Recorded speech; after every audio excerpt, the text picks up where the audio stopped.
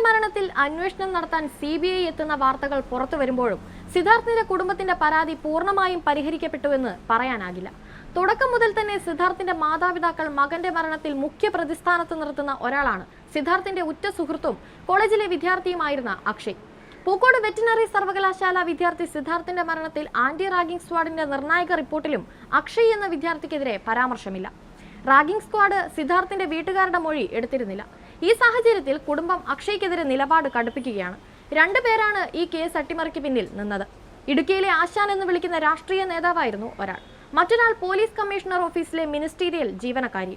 സിദ്ധാർത്ഥിനോട് ഏറെ അടുപ്പമുള്ള കൂട്ടുകാരനായിരുന്നു അക്ഷയ് എന്നും, എന്നാൽ അക്ഷയ് സിദ്ധാർത്ഥിനെ മർദ്ദിക്കുന്നതിൽ മുൻനിരയിൽ ഉണ്ടായിരുന്നുവെന്നും കുടുംബം ആദ്യം മുതൽ തന്നെ പറയുന്നുണ്ട്. പോലീസ് ഇതുവരെ പിടികൂടിയ പ്രതികളിലോ പോലീസ് റിപ്പോർട്ടുകളിലോ അക്ഷയ് ഇല്ല.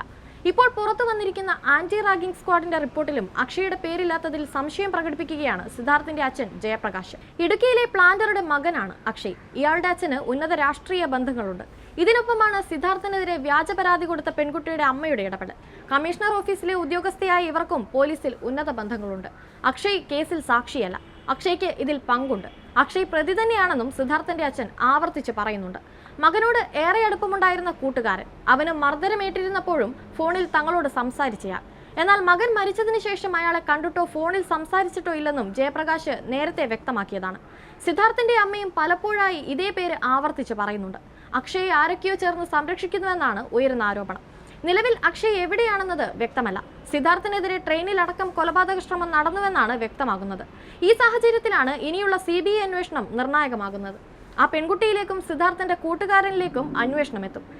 ഡീനിനെതിരെയും അസിസ്റ്റന്റ് വാർഡനെതിരെയും കൊലക്കുറ്റത്തിന് കേസെടുക്കണം. സസ്പെൻഷൻ പോരാ, സർവീസിൽ നിന്ന് അവരെ പുറത്താക്കിയിട്ട് കേസ് അന്വേഷിക്കണം. 2019 മുതൽ കോളേജിൽ ഒരുപാട് ആത്മഹത്യകൾ നടന്നിട്ടുണ്ട്. അതെല്ലാം അന്വേഷിക്കണം. എന്നിട്ട് മാത്രമേ കോളേജ് പ്രവർത്തിക്കാൻ അനുവദിക്കാവൂ. നെടുമങ്ങാട് സർക്കാർ ആശുപത്രിയിലെ ഗൈനക്കോളജിസ്റ്റിന്റെ മകനും സീനിയറുമായ വിദ്യാർത്ഥിക്ക് സിദ്ധാർത്ഥിന്റെ മരണത്തിൽ ബന്ധമുണ്ട്. അക്ഷയ് എന്ന വിദ്യാർത്ഥിക്കും പങ്കുണ്ട്. അക്ഷയുടെ അച്ഛന് ഒരു രാഷ്ട്രീയ നേതാവും പ്ലാന്ററുമാണ്. പ്രതിപട്ടികയിൽ അക്ഷയ് എന്നയാളെ കൊണ്ടുവരണം. അക്ഷയ് സാക്ഷിയല്ല, പ്രതിയാണ്. അതിൽ നല്ല ഉറപ്പുണ്ടെന്നായിരുന്നു സിദ്ധാർത്ഥിന്റെ അച്ഛൻ ജയപ്രകാശിന്റെ പ്രതികരണം. സിദ്ധാർത്ഥിന്റെ അച്ഛന്റെ ആവശ്യം മുഖ്യമന്ത്രി പിണറായി വിജയൻ അതിവേഗം അംഗീകരിച്ചത് ലോക്സഭാ തെരഞ്ഞെടുപ്പ് കാലമായതുകൊണ്ടാണ്. ആറ്റിങ്ങൽ ലോക്സഭയിൽ ഇത് തിരിച്ചടിയാകുമെന്ന് ഏവരും കരുതുന്നു.